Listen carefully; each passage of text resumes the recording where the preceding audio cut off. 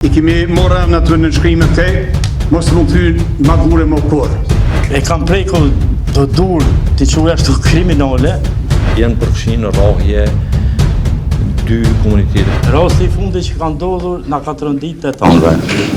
Me të vërtetë është rast shumë i rëndë. Rast që se kemi prit askush nga disa kriminal famkeq, të cilët nuk kanë të mirëpritur këto asnjëherë, sepse e din të gjithë çfarë kanë bërë ata. Dhe ata të cilët din diçka për ta, mos ta muajnë në vete, por në dalin para drejtësisë dhe në deklarojnë. Jo kumni, jo s'kumni, por nëse din të vërtetën thoje, dhe rasti i fundit në ushtarin tonë Bekim Medaj, të cilin e kam prekur do dur të quaj ashtu kriminale. Shqyr që s'ka ndodhë më e modhe, se ka mund me ndodhë shka hala ma keq, po onol me që kaq. Unë jam i mendimit që ose ju pajtuhi, këta kriminal i kemi morra në të nënshkrimet te, mos më këthy magure më kur. Por nuk kanë ndodhë me 3 familje, po kanë ndodhë me këtë familje magurës, ajo rast i krejtve. Zërë që të regoj të gjithve fshatarëve të mi, si farë do vendimi që të zmërën edhe na shkalit jenë me juve.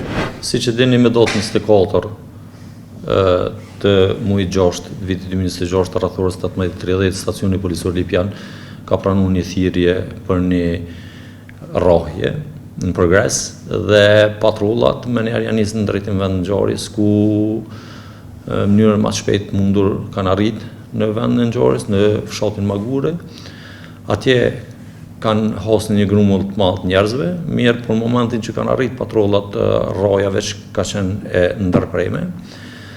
Dhe ndërkohë gjatë punëve operative dhe hetimore kanë kuptuar se janë përfshirë në rrahje dy komunitete, komuniteti Ashkalia dhe Shqiptar, kanë qenë 10 persona të ndaluar, të cilët janë sjell para gjykatës dhe është në mbajtje seanca lidhur me rastin në fjalë. Dhe si përfundim, gjykata ka vendosur që të gjithë të ndalunit të shkojnë në arrest shtëpiak, të cilët do të vazhdojnë të qëndrojnë në arrest shtëpiak, të dy grupet. Ne zakonisht bëjmë patrolime të rregullta në gjithë zonën e përgjegjësisë tonë, po veçanërisht në raste të tilla kudo që ndodhin, ne e shtojmë aktivitetet në atë pjesë, patrollimet, për të ngritur sigurinë që mos na përsëritet një gjë e tillë. Jo, Policia e Kosovës nuk ka asnjë informacion të ndonjë incidenti natyrës të tillë mes këtyre personave që kanë ndodhur më parë.